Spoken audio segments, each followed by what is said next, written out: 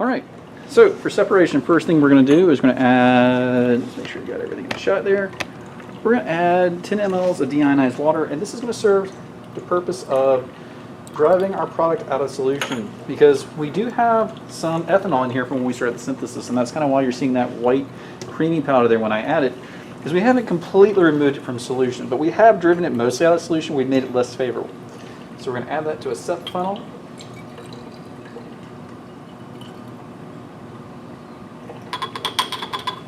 The next thing we're going to do is we're going to add a little 10 mLs of methylene chloride. Big reason we're going to do this. Make sure that we get everything out of this little beaker. When we pour it into our solution, to our SEP funnel. And I'm going to try to do it from behind the camera so that you can see it. You can already see it trying to burp on me there. Is we're going to drive our yellow precipitate out of the solution and into the methylene chloride layer that's on the bottom. So I'm going to give it just a minute to separate. While I set the next dose.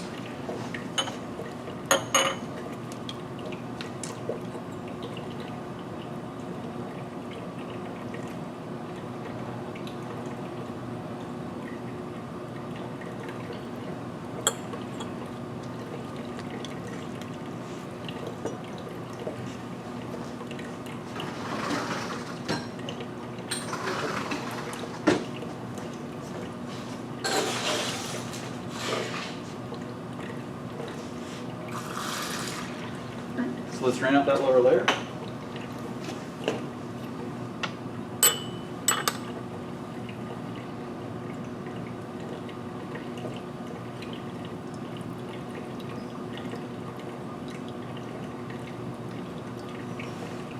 Add the next 10 mLs.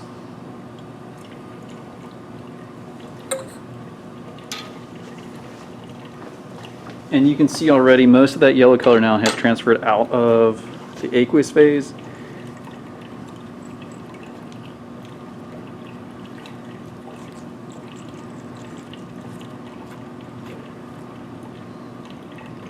And is making its way down into the methylene chloride phase. So that's what we want. We want all that yellow color down there in our organic phase.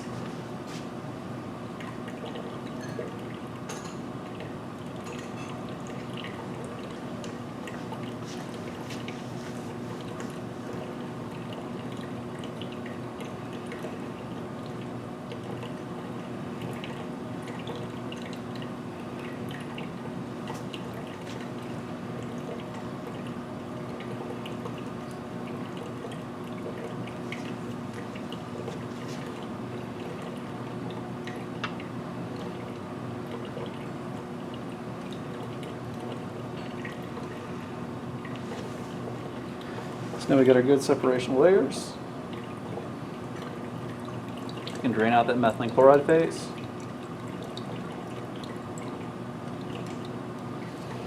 And our last step here is to dry out our organic phase. So we're going to take a little bit of magnesium sulfate.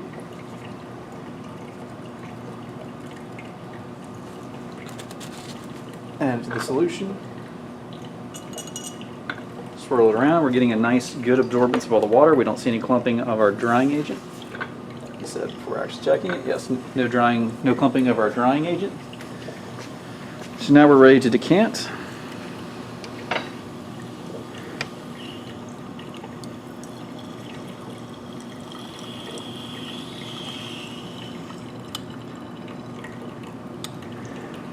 And with that, we are now ready to go to the rotovap. So I'm going to rotovap this off screen and we'll talk about the final product when we get it off. Alright, so just something to comment on here. This is just fresh off the rotovap, and what you can see already is that it's starting to recrystallize. Now what happens is that typically, sometimes rotovap solvents, we run really high temperatures just to drive the evaporation. So what I'm going to do is I'm just going to take my rotovap flask, drop it into an ice water bath, and you can already see pretty quickly it's condensing back out. But yes, this is just something that you might have to do depending on the temperature that you ran your rotovap at.